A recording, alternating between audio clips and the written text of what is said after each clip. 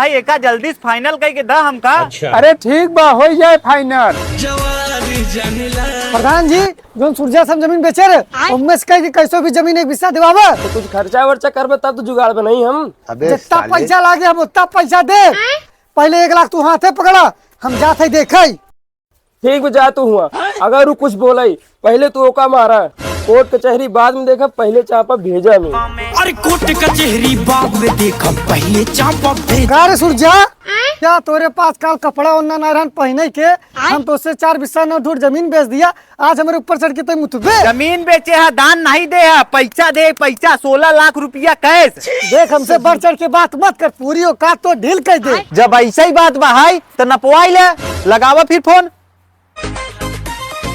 कारबिंद का बात बा। देखा प्रधान 4 बिस्सा 9 ढूंढ जमीन बेचे 1 बिस्सा कब्जिया कौन घर बनवा ले।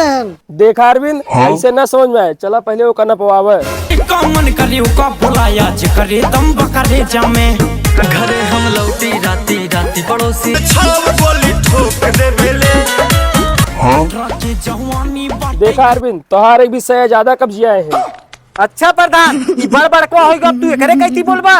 जब यही बात बा जे ते रजिस्ट्री पेपर नहीं काओ प्रदेश मारुत ला प्रधान। नहीं सारुण के यहाँ कुछ तो गड़बड़ है जरूर कोई ना कोई गड़बड़।